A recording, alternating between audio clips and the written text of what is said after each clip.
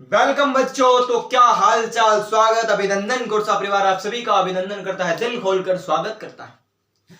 आंखों में अरमान लिया, मंजिल को अपना मान लिया, अब मुश्किल क्या आसान क्या, बस ठान लिया सो ठान लिया। हम ठान चुके हैं 100 में से 100 नंबर लाना। गणपति बापा को वदन करते हैं, बढ़ते हैं अगली क्लास के। बहुत दिनों बाद 14 दिन का डिले हुआ, लेकिन आई एम सो सॉरी कि कुछ कारणवश, कुछ टेक्निकल प्रॉब्लम की वजह से डिले हुआ। अब जो हम रेगुलर वीडियो आते रहेगी, और जब जो प्रॉब्लम हुआ उसमें भी मैंने आपके 2 वीडियो डाली है, एक चंद्रयान पर डाली और एक राजस्थान के बारे में डाली। तो ये जो आने वाली कॉम्पिटिटिव एग्जाम है उनके लिए बहुत महत्वपूर्ण होने वाली है। तो यदि आपका कोई सीनियर भाई या बहन जो है तैयारी कर रहे हैं तो उनको जरूर से वीडियो देख लेना। हाँ, तो हम जो रोज कर रहे थे यकीन बैच अपना स्टार्ट रहेगा, नो प्रॉब्लम्स। पूरा सिलेबस आपको अब की बार मिलने वाला है, एकदम फ्री ऑफ कॉस्ट मिलने वाला है। तो हम क्या करेंगे कि 2 प्रश्नावली हमारे हो चुके हैं पूरे। एक पूरी हमने की बहुपद और वास्तविक संख्या। पहली प्रश्नावली थी वास्तविक संख्या और दूसरी थी बहुपद। दोनों कंप्लीट कर दी, दोनों के टेस्ट आ गए, दोनों का टेस्ट एनालिसिस भी आ चुका है। अब प्रश्नावली है तीसरी, 2 चर वाले रैखिक समीकरण। 2 प्रश्नावली आराम से पढ़ी, उसमें कोई भी डाउट नहीं था। मैंने देखे कमेंट, कोई भी डाउट नहीं था। अब हम पढ़े तीसरी प्रश्नावली के अंदर, और डाउट मैंने सॉल्व करवाए, अपना टेस्ट भी करवाया। टेस्ट में ऐसे प्रश्न डाले जो पिछली बार मॉडल पेपर में आए हुए हैं, 2023 में पूछे गए हैं, 22 में पूछे गए। 2024 के लिए महत्वपूर्ण होने वाला है यह यकीन बैच आपके लिए, और एकदम फ्री होने वाला है। आप 1 घंटे या फिर 45 मिनट की रोज क्लास आती है, जरूर से देखना। आज स्टार्ट करने वाले हैं 2 चर वाले रैखिक समीकरण। क्या है 2 चर वाले रैखिक? देखो, सबसे पहले तो ये प्रश्नावली इसलिए मोस्ट है कि प्रश्नावली जो है ये चैप्टर आपका पूरे 6 नंबर देने वाला है। 6 नंबर का चैप्टर है, आप याद रखना। 6 नंबर आपके लिए पूरे 1% देने वाला है, बहुत महत्वपूर्ण। 100 में से 1% ये देने वाला है। आपके जो 10th में 100% बनेंगे उसमें से पूरा 1 प्रश्न ये देगा, और 100 नंबर जो मैथ के हैं, 80 नंबर का जो पेपर होगा आपके मैथ में, उसमें से 6 नंबर इस प्रश्नावली से। हमने 2 पढ़ी 4-4 नंबर की, और ये है आपके 6 नंबर की। तो जो 2 पढ़ी उसमें सबसे बड़ी प्रश्नावली ये है। अभी और भी आगे आएगी तो, लेकिन ये पढ़ते। इसमें देखो, यहां पर जो मैं पढ़ा रहा हूं वो आपको ध्यान होना चाहिए कि मैं जो यहां पढ़ा रहा हूं वो अब की बार 30% कटौती हुई है। आप सभी को पता होगा कि 30% कोर्स काट दिया गया है। उस काटने के पश्चात जो न्यू सिलेबस है, कौन सा टॉपिक रहा है, कौन सा कटा है, कौन सा कितने नंबर का है, सब कुछ चेंज हो चुका है। तो चेंज के बाद पढ़ाने वाला हूं, मतलब आप जितना मेरे से पढ़ोगे उतना ही आपके बोर्ड में आने वाला, एक्स्ट्रा कुछ भी आने वाला। तो देखो, पिछली बार थोड़ा इसमें ज्यादा टॉपिक थे, अब की बार केवल 3 चीजें पढ़नी है। ग्राफीय विधि, प्रतिस्थापन विधि और विलोपन विधि पढ़ेंगे आराम से। देखो 9th में भी ये टॉपिक था, 9th में भी ये चैप्टर था, लेकिन आपने माना वहां पर नहीं पढ़ा होगा। तो हम एकदम 0 से बेसिक से स्टार्ट करके एकदम कंप्लीट इसको पढ़ने वाले हैं। चलो स्टार्ट कर लेते हैं। 2 चर वाले रैखिक समीकरण। क्या होते हैं 2 चर वाले रैखिक समीकरण, पहले उसके बारे में पढ़ लेते हैं और फिर हम पढ़ेंगे आगे पढ़ने। ठीक है, 2 चर वाले रैखिक समीकरण क्या होते हैं? तो देखो, जैसे हमने बहुपद पढ़ा उसमें हमने पढ़ा था कि समीकरण क्या होते हैं। समीकरण हमने 3 प्रकार के पढ़े थे, एक रैखिक समीकरण, एक द्विघात और एक त्रिघात। हम यहां पर केवल पढ़ेंगे रैखिक समीकरण। देखो, कोई भी माना कि मैंने यहां समीकरण लिख दिया 4x square plus 8x plus 2 बराबर 0, माना ये समीकरण है। अब ये कौन सा समीकरण है? ये आपका द्विघात समीकरण है। आपको कैसे पता चला कि ये द्विघात समीकरण है? क्योंकि यहां पर ये 2, मतलब जिसकी अधिकतम घात 1 होगी वो रैखिक, जिसकी अधिकतम घात 2 होगी वो द्विघात, और जिसकी अधिकतम घात 3 होगी वो त्रिघात समीकरण कहलाएगा।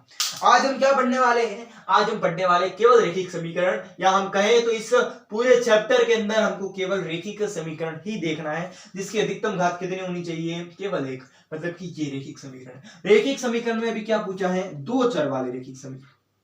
देखो, ये समीकरण है, इसमें अचर है और चर है। ये जो x है, आपको ये x दिख रहा है, देख लो, यहां 4x के बाद जो x है और 8x, ये दोनों x, ये वाला और ये वाला, तो ये दोनों क्या है? ये दोनों आपके रहेंगे चर। मतलब कि ये दोनों चर, इसका मतलब ये होगा कि आपने 10th 9th 8 जहां भी पढ़ा होगा, x का मान चेंज होगा। x का मान आपका चेंज होने वाला, इस प्रश्न में कुछ और होगा, अगले प्रश्न में x का मान चेंज हो सकता है। मतलब कि जो अपने अल्फाबेट है, इंग्लिश वाले अल्फाबेट है, उनके मान निश्चित नहीं होते। माना इस प्रश्न में x का मान 2 है, अगले प्रश्न में 3 हो जाएगा। 9th में आपने 7 पढ़ा होगा, अगले क्लास में आप 8 पढ़ोगे, मतलब उसका मान जो है निश्चित नहीं है, उसे हम क्या बोलेंगे? चर। और जो ये 4 दिख रहे हैं आपके, 4 है, 8 है, ये 2 है, इन सबका मान क्या है, निश्चित है, मतलब ये क्या है, अचर, इनका मान निश्चित है। मतलब आपने 9th में भी 8 को 8 ही पढ़ा होगा, 7th में भी आपने 8 को 8 ही पढ़ा होगा, और आप जहां तक आगे जाओगे तब तक 8 को आप 8 ही पढ़ोगे, मतलब एकदम फिक्स मान है। और लेकिन इनका मान बदल सकता है, माना इसमें x का मान 2 आ रहा है, अगले प्रश्न में 3 आ सकता है, तो निश्चित नहीं है। जिसका मान निश्चित नहीं है वो चर, और जिनका निश्चित है वो अचर। तो क्या पूछा कि दो चर वाले चर यहाँ पर 2 होने चाहिए। इससे प्रश्नावली में जो भी पढ़ेंगे उस समीकरण के चर कितने होंगे, 2।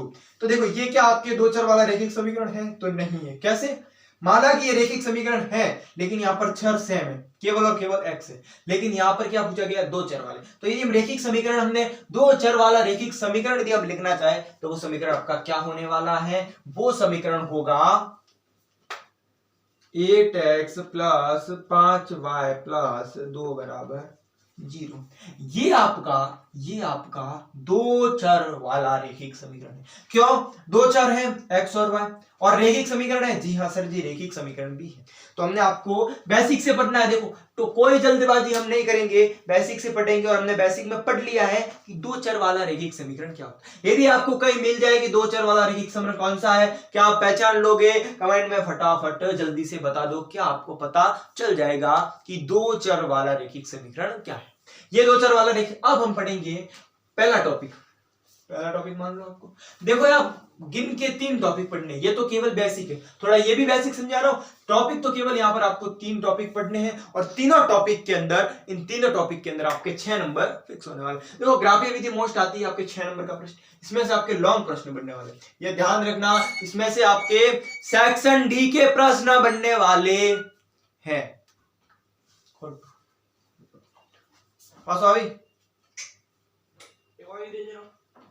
ले मूव पाऊं जो करना चालू है वीडियो, 15 मिनटों की देखें जा फटाफट, 10 की 12 7 मिनट, ठीक है, ले जा फटाफट, ले जा तो अबे जा और ले जा कह दी, बंद कर प्रॉब्लम बात भी करो, कर भाई। जी हाँ, 2 चर वाले रैखिक समीकरण युग्म क्या है, इसमें से लॉन्ग प्रश्न है कि ठीक है, 2 चर वाले रैखिक समीकरण युग्म पढ़ेंगे। देखो एक समीकरण ये है, एक और कोई समीकरण है,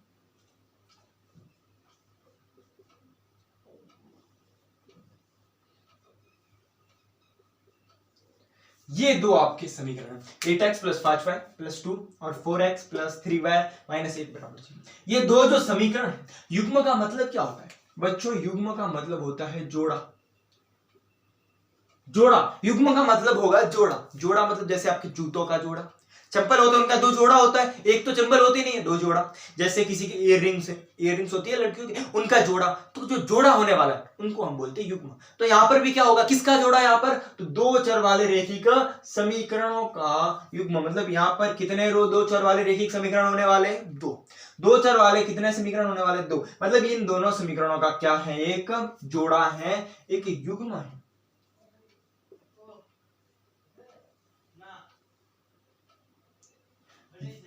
समीकरण युग्म 8x प्लस 5y प्लस 2 बराबर 0 और 4x प्लस 3y माइनस 8। अब ये जोड़ा, इनके बारे में थोड़ा हम देख लेते हैं। देखो इनको किस फॉर्मेट में लिखेंगे, सबसे पहले आपको केवल फॉर्मेट देखना है। फॉर्मेट क्या होगा, देखो यहाँ पर मैं समझाना चाहूंगा, ये तीनों विधि है, ग्राफीय, प्रतिस्थापन और विलोपन, ये 3 टॉपिक पढ़ने हैं। ये हम जैसे जैसे आगे प्रश्नावली के तहत आएगी उसके हिसाब से पढ़ेंगे। अब हम पढ़ेंगे बेसिक, जैसे प्रश्नावली में विधि पूछेगी उसके हिसाब से मैं आपको पढ़ा दूंगा। तो ये सब तक मैं अभी के लिए मिटा रहा हूं, और आपको अभी क्या पढ़ना है कि 2 चर वाले रैखिक समीकरण युग्म क्या होते हैं।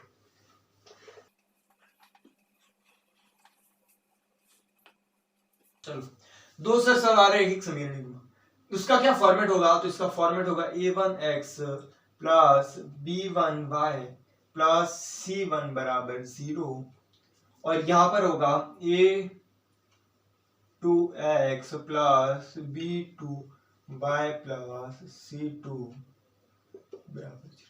मतलब माना कि ये 2 कोई समीकरण है, या लिख देते हैं समीकरण, आप चाहो तो आराम से समझना। देखो यकीन बैच जो मैं पढ़ाऊंगा सब 10वीं के गणित सब पढ़ाते होंगे, बहुत सारे YouTube चैनल होंगे, लेकिन हम बेसिक से पढ़ाएंगे, जीरो से पढ़ाएंगे। यदि आपको यहां तक भी वीडियो अच्छी लगी हो, आपको लगा हो कि जी हाँ यहां से कुछ ज्ञान मिलेगा और हाँ हमारा जो कीवर्ड है 100 में से 100, वहां तक हम 101% पहुंचेंगे, तो प्लीज लाइक शेयर कर देना अपने दोस्तों के साथ, वो भी अच्छे नंबर लाए, और सब्सक्राइब करना ना भूले, ताकि शाम को जैसी वीडियो आए आपको सबसे पहले नोटिफिकेशन। शाम को रखिए मैंने वीडियो, ना सुबह ना दिन में, शाम को रखिए। मतलब आपको क्या करना है कि सुबह आप स्कूल जाते हैं, विद्यार्थी सब जो 10th में पढ़ते सब स्कूल जाते होंगे, विद्यालय जाते होंगे, आपको क्या करना, आराम से आएंगे, आप 1-2 बजे आएंगे, आराम करेंगे, बाद में शाम को जब रोटी खा के आप जैसे ही बैठोगे 8 साढ़े 8 बजे, हमारी वीडियो 8 बजे आपके लिए तैयार रहेगी। हर रोज 8 बजे लेना अपनी वीडियो, 45 या 50 मिनट की वीडियो होगी, पढ़ना, अच्छे से पढ़ना।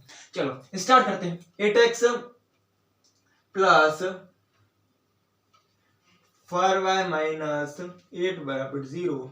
एक और समीकरण लिखे तो 9x प्लस 8y माइनस, क्या प्लस कर दो कोई प्रॉब्लम, ये दो आपके समीकरण है। और इनको मैंने किस फॉर्मेट में, किसमें लिखना है, ये फॉर्मेट लिख दिया मैंने, दो समीकरणों का युग्म। अब मैं आपको इनकी सिचुएशन बताने वाला हूं। क्या बताने वाला हूं, सिचुएशन। मानो हम ग्राफी विधि से हल कर रहे, देखो जैसे हम विलोपन ग्राफी से करेंगे तो ग्राफी वाला आएगा, प्रतिस्थापन से और विलोपन में।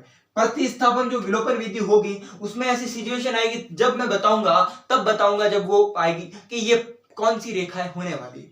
देखो सबसे पहले तो आपको जैसे दो समीकरण है, दो समीकरण की यहां पर बनने वाली आपकी दो रेखाएं, कैसी भी दो रेखाएं बन सकती हैं। इन दो समीकरणों की दो रेखाएं बनेगी। अब आप अपनी बुक जिसमें आप पढ़ रहे हैं या उसके रफ कॉपी लीजिए, और दो रेखाएं होती हैं आपस में, आप ऐसी लगाइए, मतलब जितनी सिचुएशन बन सकती है, 1000, 1500, 1200, जितनी सिचुएशन बन सकती है आप बनाकर मुझे दिखाइए, या फिर आप खुद देखिए कि कितनी सिचुएशन बनती है, और फिर मैं बताऊंगा कि सिचुएशन कितनी बनती है। आपने बनाई होगी, अब वीडियो पॉज करके बना सकते हो। जी हाँ, तो आपने सिचुएशन बनाई, किसी ने 2, 4, 3 बनाई होगी, लेकिन मैं आपको कहता हूं कि किसी भी दो लाइन खींचने की सिचुएशन केवल और केवल कितनी होगी, 3। सर संभव ही नहीं है, हम तो कितनी खींच सकते हैं, आप बोलो। देखो खींचने को कितनी भी खींच सकते हैं, लेकिन मैं आपको सिचुएशन बता रहा हूं, और जब बताऊंगा तो उसके बाद आप खुद को विश्वास हो जाएगा कि जी हाँ यही पॉइंट ऑफ व्यू है, आप इनसे ज्यादा खींच नहीं सकते। माना आपने एक खींची होगी ऐसी, प्रतिच्छेद करवाई होगी, एक आपने कौन सी होगी, प्रतिच्छेद। यदि आपने एक खींची है तो हाँ बोल दीजिए भैया, प्रतिच्छेद, जिसमें आपने दोनों नाइलों को प्रतिच्छेद करवाया होगा। एक आपने खींची होगी समांतर होती है, वो भी आपने शायद खींची होगी समांतर, और एक आपने ऐसी लाइन खींची होगी जैसे ये लाइन खींची, और इसके ऊपर हमारी दूसरी लाइन है, वो भी इसके ऊपर हम खींचने वाले हैं। ठीक है, ये थोड़ा दूसरी लाइन मतलब कि आपको मैं समझाना चाहूं, एक लाइन ये खींची और इसके ऊपर ही हम क्या खींचने वाले हैं, इसके ऊपर हम दूसरी लाइन खींच ली, तो इसको क्या बोलेंगे, तो इसको बोलेंगे संपाती। ये केवल और केवल दो लाइन खींचने के केवल 3 सिचुएशन बनते हैं।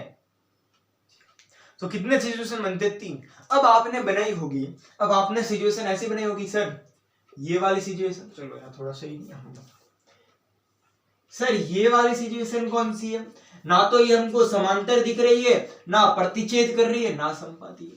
सर ये सिचुएशन अलग है, ये आपने लिखी नहीं। तो आप देखना बच्चों कि एक जो लाइन है, ये लाइन जो है थोड़ी सी मैं हाँ, ये जो लाइन है आपने देखी होगी कि ये लाइन माना कि आपकी कॉपी के अंदर या आपके उस पेज के अंदर प्रतिच्छेद नहीं कर रही है, लेकिन कहीं ना कहीं ये आगे जाकर ये लाइन प्रतिच्छेद करने वाली है, कहीं ना कहीं ये जरूर से प्रतिच्छेद करेगी।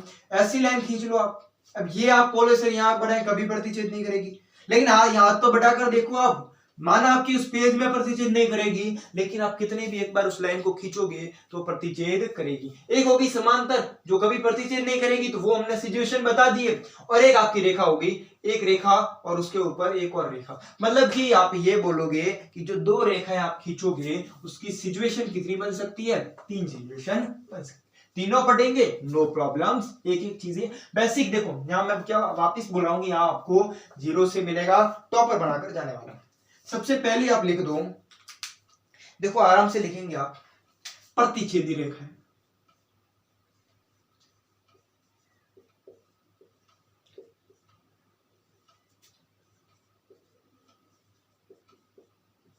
प्रतिच्छेदी रेखाएं, एक हम पढ़ेंगे समांतर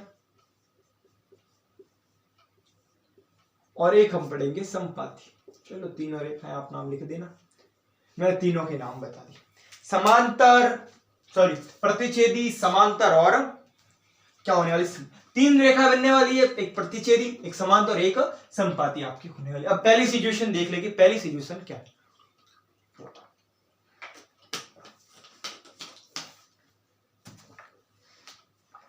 सबसे सर्वप्रथम है प्रतिच्छेदी।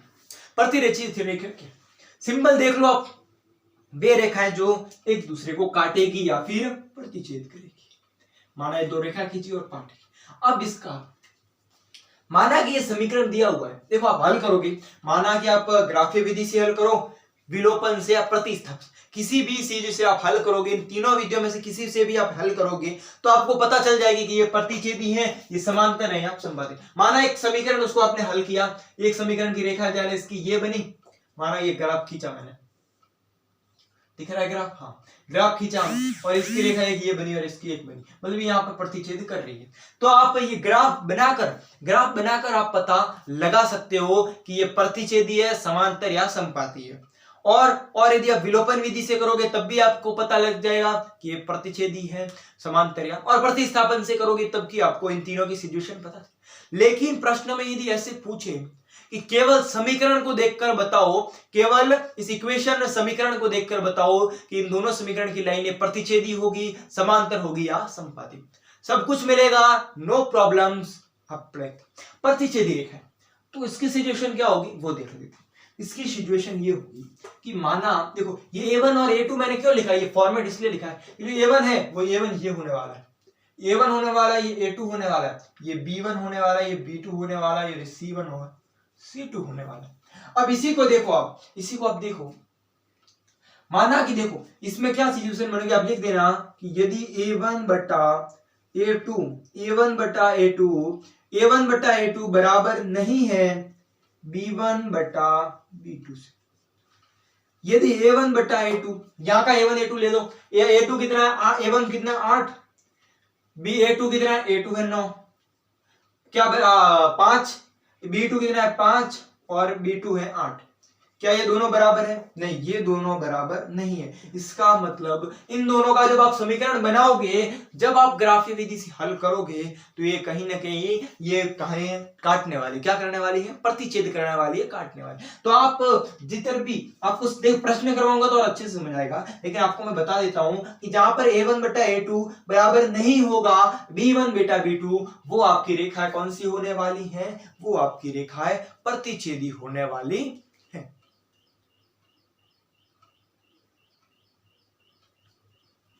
ठीक है, अब हम देखते हैं समांतर प्रतिच्छेद। हाँ, इसमें आप देखोगे जब ये रेखाएं जब टच करती हैं तो केवल एक ये ऐसा पॉइंट होगा, एक ये पोर्शन, ये इस पॉइंट पे जो क्या होने वाली प्रतिच्छेद। माना कि ये बड़ी रेखा है, एक ये रेखा है,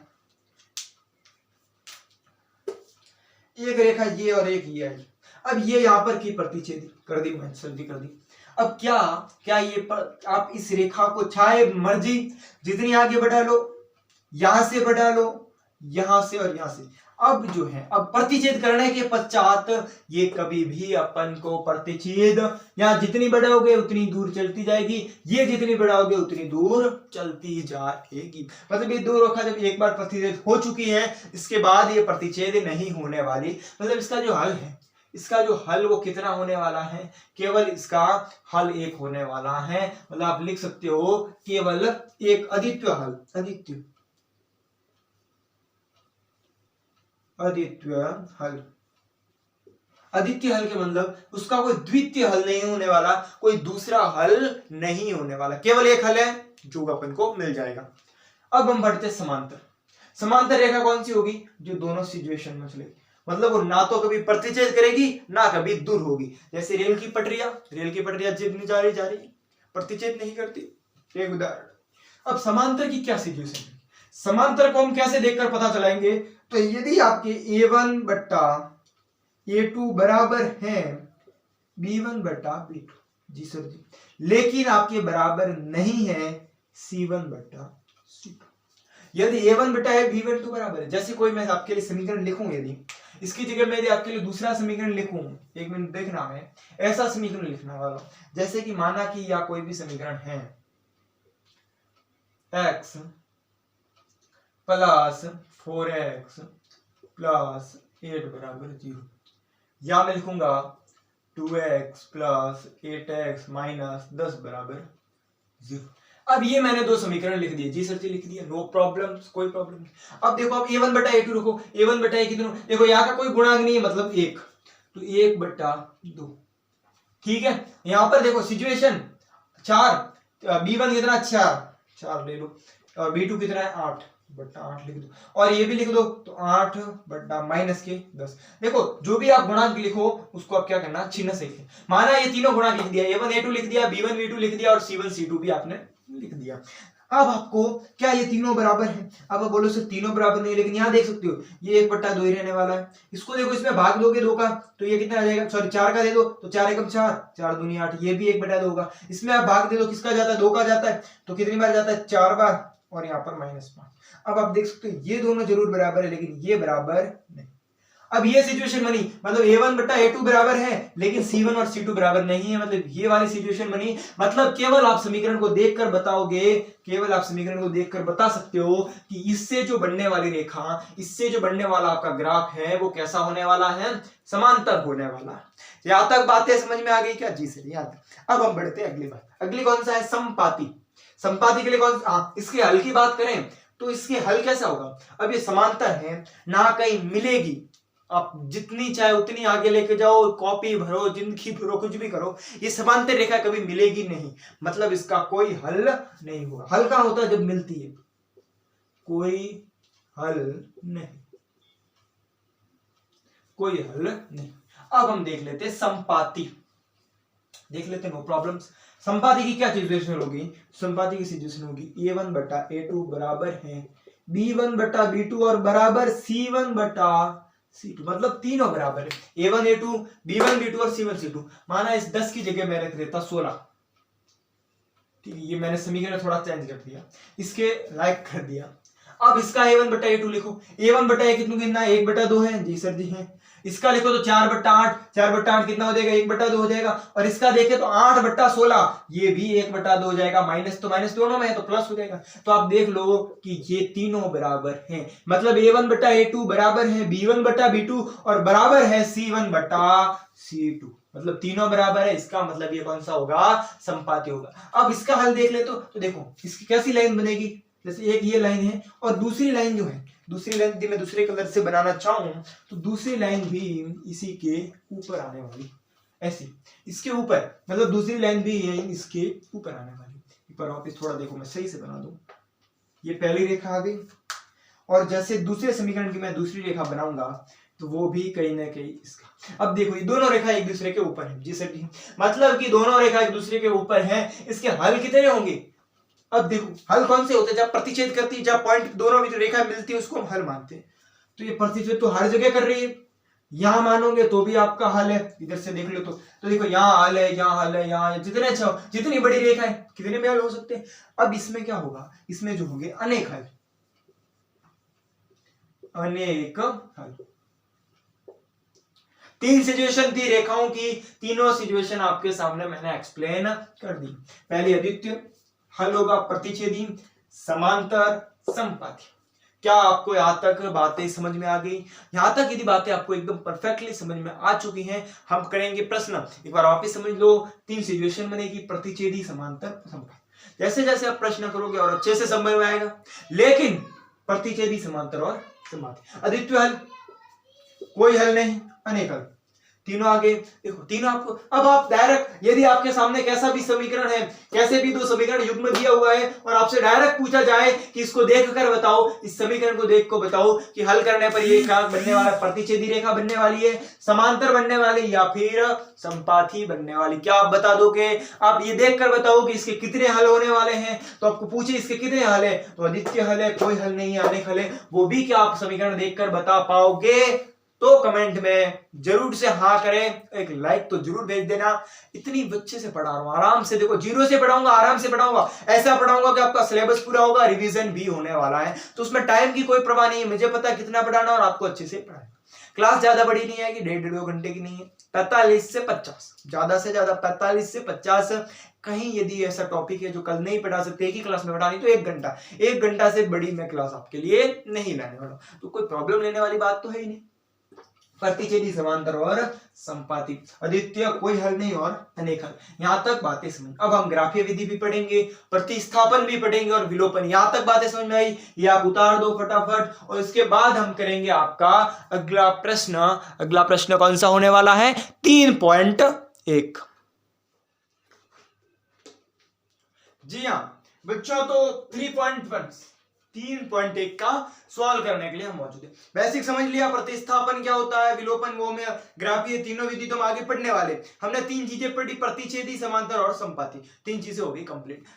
यहां तक बेसिक आपको समझ में आ गया। प्रश्न करेंगे एकदम प्रश्नावली परफेक्टली समझ में आ गई। देखो ये जो ग्राफीय विधि अब मैं करवाने वाला हूं, ये क्वेश्चंस आपके सीधा 6 नंबर का भी पूछ सकते हैं सेक्शन डी में, भाग द के अंदर। ये प्रश्न ध्यान रखना बच्चों, 6 नंबर का पूछ सकते हैं विद्यार्थी, 6 नंबर का पूछ सकते, तो ध्यान जरूर से देना। देखो इस प्रश्न में जब बच्चे गलती करते हैं ना, यदि डायरेक्ट समीकरण दिया हुआ है तब तो कोई प्रॉब्लम नहीं है, लेकिन यदि प्रश्न दिया हुआ है, मैं प्रश्न पढ़ूंगा ऐसा दिया हुआ है, वहां बच्चे प्रश्न समझने में बहुत बड़ी गलती कर देती है। और यदि प्रश्न समझने में आपने एक पॉइंट की भी गलती कर दी, माइनस का प्लस या प्लस का माइनस भी कर दिया, पूरा प्रश्न गलत होने वाला है, तो ध्यान रखना।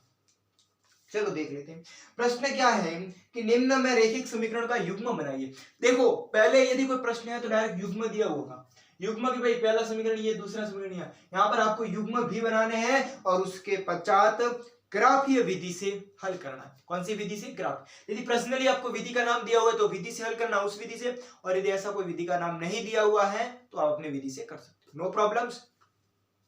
ग्राफीय विधि से करना है आपको हल। फर्स्ट ऑफ ऑल क्या प्रश्न है? प्रश्न ये है, आपको तो प्रश्न यहाँ नीचे दिख रहा होगा, कक्षा 10 के 10 विद्यार्थी ने गणित की पहली प्रतियोगिता में भाग लिया। गणित की पहली प्रतियोगिता होगी, उसमें कक्षा 10 के 10 विद्यार्थियों ने भाग लिया, मतलब कि एक कक्षा उसमें से 10 विद्यार्थियों ने भाग लिया। लड़कियों तथा लड़कों की संख्या, अब 10 भाग लिया, माना, या लिख सकते हो, देखो माना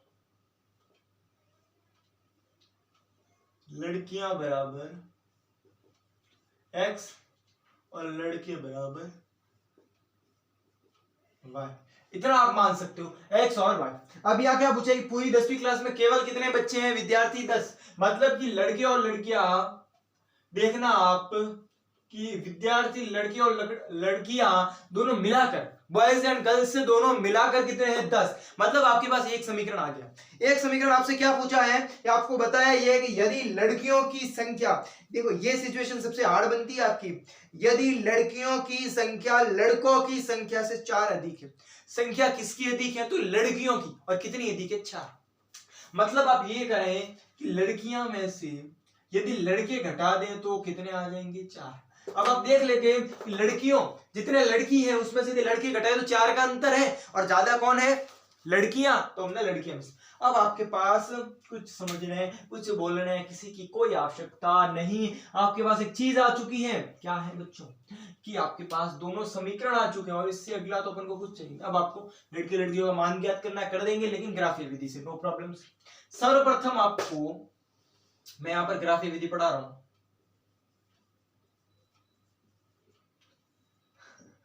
यदि ग्राफीय विधि दी हुई हो और समीकरण है आपके पास, और उसके अंदर यदि आपको उसका मान निकालना है या फिर ग्राफीय विधि से सॉल्व करना है, तो पहले आप क्या करना, 2 सारणी बना लेना। 2 समीकरण होंगे, सिंपल से आप क्या करना, यहां पर आके 2 सारणी बना लेना, एक्स वाई। एक इसकी भी बनाते थे, एक्स वाई। अब यहां पर मोस्ट चीज कि आपके बुक के अंदर, आपकी जो किताब होगी उसके अंदर आपके 2 पॉइंट निकाले होंगे। कितने पॉइंट निकाले होंगे? 2। आपको 2 पॉइंट नहीं निकालने, आपको पॉइंट निकालने हैं 3। क्यों सर? एक जल्दी क्यों, एक एक्स्ट्रा क्यों, इतनी मेहनत क्यों? उसका भी रीजन बताऊंगा। ये 3 निकालने के कितने फायदे, चलो एक बार बात लेते हैं कि आपने देखो ये समीकरण का मैंने ये सारणी बना दी, इस समीकरण की मैंने सारणी बना दी आपके x प्लस वाई बराबर 10 और यहां पर x माइनस वाई बराबर 4। ये दोनों सारणियों की दो सारणी। अब मानो कोई ग्राफ है, ये कोई ग्राफ है, ठीक है, ये 0 पॉइंट आ गया। अब आपके इस समीकरण से 2 पॉइंट आया, माना कि x आया 1, x आया माना कि 1, जो भी सॉरी हाँ x आया 1 और y भी आया 1, तो ये आ गया। और माना कि अगला पॉइंट आपका गलत हो सही हो, पॉइंट आ गया यहां पर, इन दोनों का आप मिला दो, सीधी लाइन बनेगी। माना कि ये पॉइंट यहां पर ना आकर इस पॉइंट आ गए यहां पर, यदि आपका पॉइंट गलत भी है तो भी ये लाइन सीधी बनने वाली।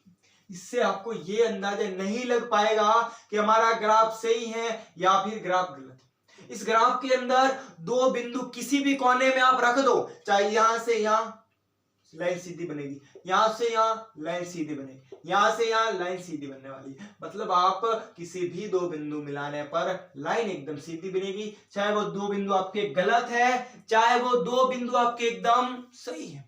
आपको कैसे पता चलेगा बिंदु गलत है बिंदु सही है? इसलिए आपको 2 पॉइंट नहीं लेने, कितने बिंदु लेने हैं? 3 बिंदु। अब माना 3 बिंदु होंगे, जैसे कि ग्राफ है और इसमें आप बोल रहे सर 3 बिंदु का फायदा, चलो बताते हैं। पहला बिंदु ये आ गया, अब यदि अगला बिंदु ये आ गया और यदि आपका तीसरा बिंदु सही नहीं है, थोड़ा भी इधर आ गया, थोड़ा भी इधर, तो भी ये लाइन सीधी नहीं बनने वाले।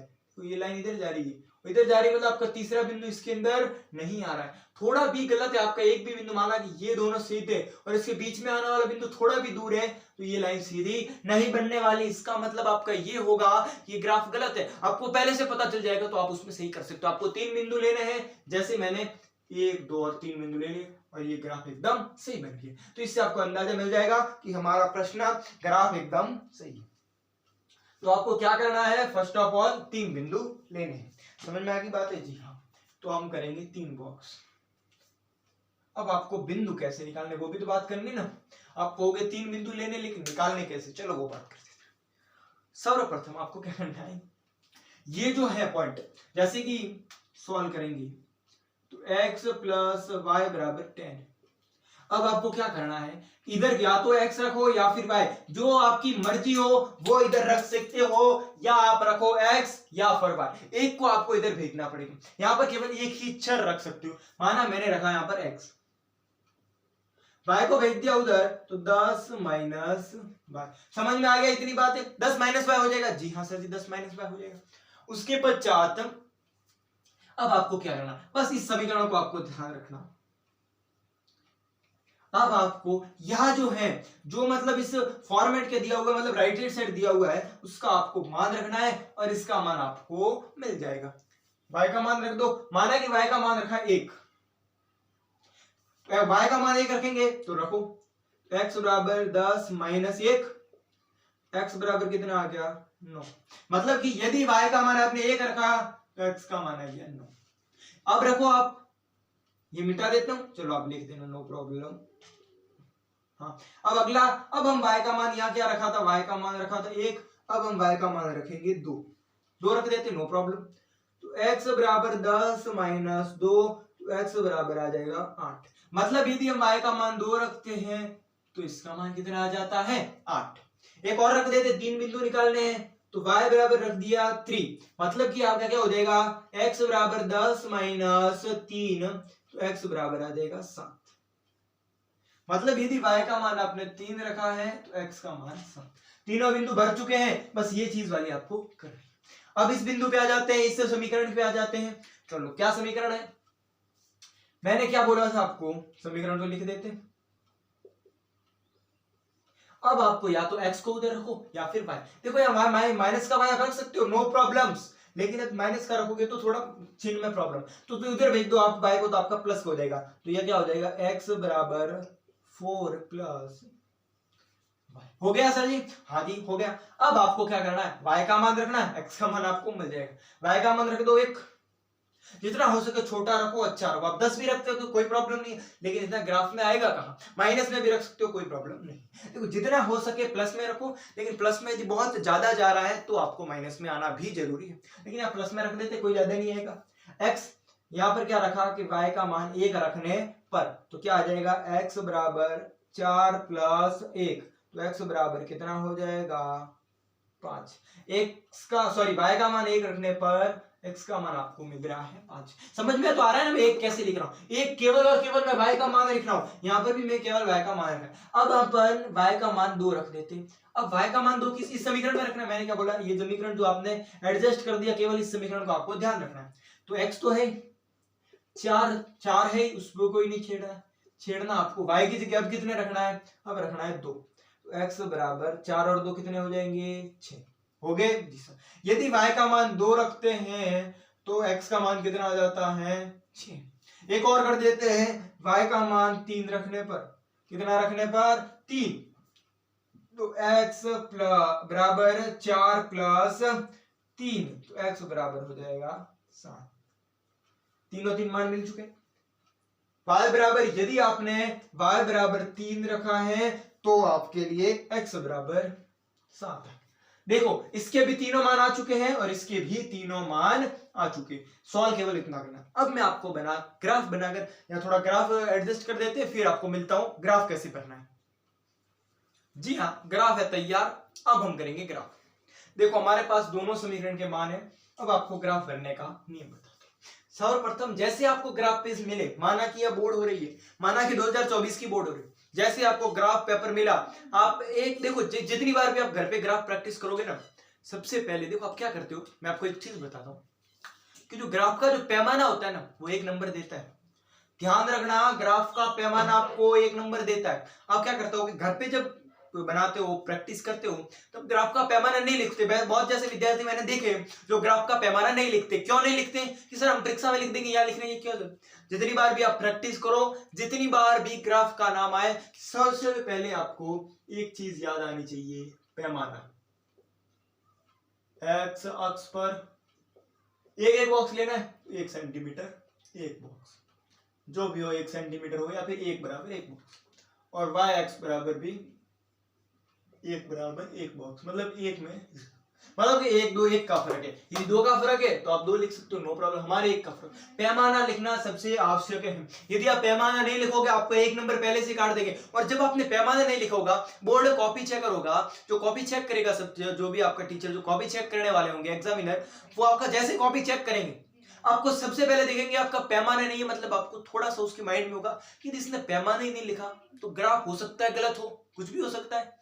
उसको फिर देखना पड़ेगा कि ये कितना है कितना नहीं, ये देखना पड़ेगा, हो सकता है उसका दिमाग थोड़ा खराब हो जाए। तो आपको सबसे पहले पैमाना लिखना आवश्यक है। जितनी बार भी ग्राफ करो, कहीं भी प्रैक्टिस करो, कहीं भी लिखो, पैमाना जरूर लिखना। और जैसे वहां भी बोर्ड में आ जाए, बोर्ड में जैसे आपके पास ग्राफ पेपर हाथ में आ जाए और आपको लग रहा है कि हम ग्राफ करने, जैसे ही बैठो, सबसे पहले राइट साइड में पैमाना लिखोगे कि हाँ पैमाना।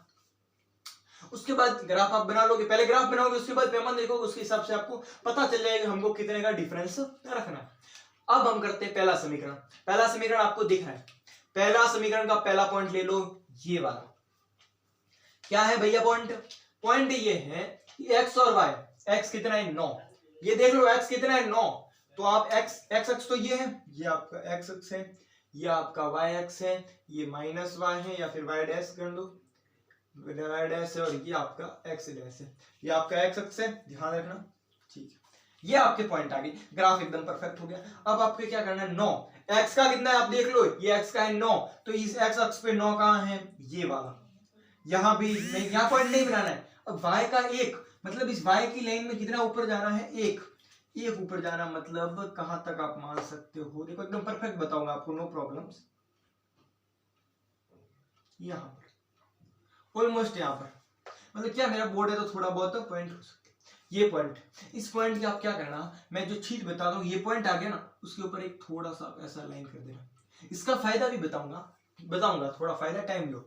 उसके बाद दूसरा देखते हैं, x का कितना है 8 और y का 2, x के पास आ गए 8 और y के पास आप चले जाओ 2, इस लाइन में आप ऑलमोस्ट, ये आ गया, ये कर दिया पॉइंट, हो गया। अब आपको y का x का देखना है 7 और y का देखना है 3, मतलब यहां पर ये तीनों पॉइंट आपके बन गए। अब तीनों पॉइंट को आप क्या करोगे, तीनों पॉइंट को आप मिला लोगे, मिला देते नो प्रॉब्लम्स।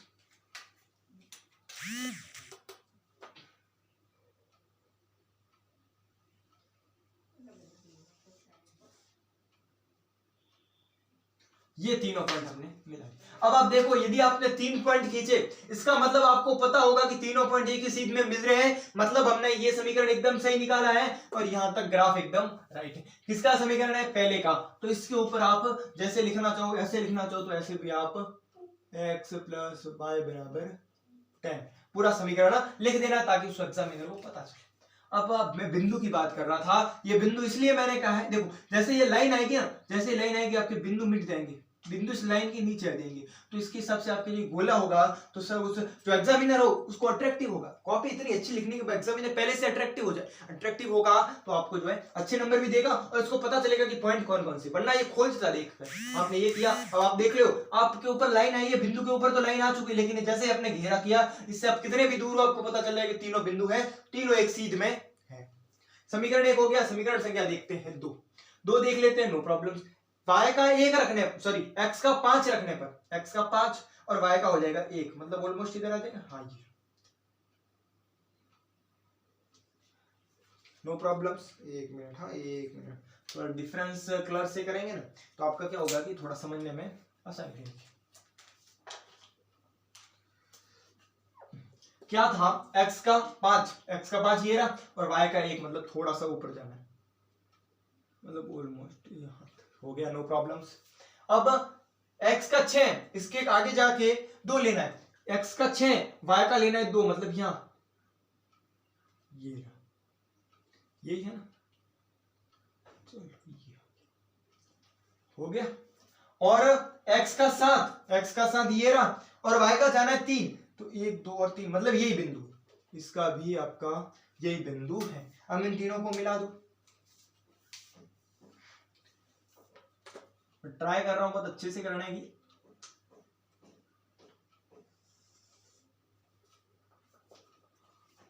तीनों बिंदु आ रहे सीध में, मतलब आपका प्रश्न सही है। अब आप जो समीकरण है उस पे आप लिख दो कौन सा है, तो x - y = 4। अब आप यहां तक प्रश्न आ गया, मतलब आपका सॉल्व हो चुका है। अब ये प्रतिच्छेद कर रही है, सर्वप्रथम आप लिख लो कि क्या कर रही है, प्रतिच्छेद। और जैसे ही प्रतिच्छेद आएगी आपके मन में एक प्रश्न आना चाहिए कि इसका कोई ना कोई एक हल होगा। जिस बिंदु पर दोनों रेखाएं काट रही है वही इसका क्या होगा, हल। तो किस बिंदु पर काट रही है, इस बिंदु पर। ये कौन सा बिंदु है, तो आपको यहाँ बिंदु लिखने भी जरूरी है, ये ध्यान रखना। बिंदु जैसे कि ये बिंदु कौन सा है, तो पहले x लिखोगे, x का 9 y का 1 लिख दिया। ये बिंदु कौन सा है, तो x का 8 और y का 2। ये कौन सा है, तो x का 7 और y का 3। ये वाला कौन सा है, तो इस समीकरण का देख लो, देखो x का 5 और y का 1, तो 5 और 1। और ये वाला बिंदु है 2 6 और 2, ये आपको बिंदु लिखने भी जरूरी है। अब ये वाला जो प्रतिच्छेद कर रही है ये कौन सा बिंदु है, 7 और 3, मतलब इसका हल क्या हो जाएगा, 7 और 3। ग्राफ में आपको इतना करना है, ये प्रतिच्छेदी है, दोनों भुजा, दोनों जो रेखाएं आपस में काट रही है, मतलब ये ग्राफ प्रतिच्छेदी है और प्रतिच्छेदी का एक हल अद्वितीय हल होता है, और वे अपना हल कौन सा है, ये अपना हल। यहां तक बातें समझ में आ गई जी सर, तो यहां तक बातें आराम से आपको समझ में आ जानी चाहिए। अब हम देखेंगे, क्या देखेंगे, जो प्रतिच्छेदी रेखा है। अब उसने एक प्रश्न में यह भी पूछा था कि लड़कियां तथा लड़के की संख्या बताएं। ये इस प्रश्न में पूछा गया था, यदि नहीं पूछा है तो आपको एक्स्ट्रा लिखने की कोई जरूरत नहीं, लेकिन प्रश्न में पूछा है कि लड़कों की तथा लड़कियों की संख्या भी हमको आपको बतानी है, बता देंगे। देखो ये जो है, ये आपने लिखा, ये जो आप लिखते हो बिंदु, ये आप किस फॉर्म में लिखते हो, मैं यहां पर देख लेता हूं। ये फॉर्म में आपके x और y के फॉर्म में लिखा जाता है। सबसे पहले जो ये बिंदु आप लिखोगे, आप आज भी कभी भी कहीं भी ध्यान रखना, सबसे पहले x वाला मान लिखा जाएगा और बाद में y का मान लिखा जाएगा। समझ में आ गया आप, जी सर जी, नो प्रॉब्लम्स। तो आप क्या करना, 7 3 x यहां पर रख लो आप। x का मान कितना है, तो x का मान यहां देखो ऐसे लिख दो ना, 1 मिनट, 7 और 3, मतलब x का मान हो जाएगा 7 और y का मान 3।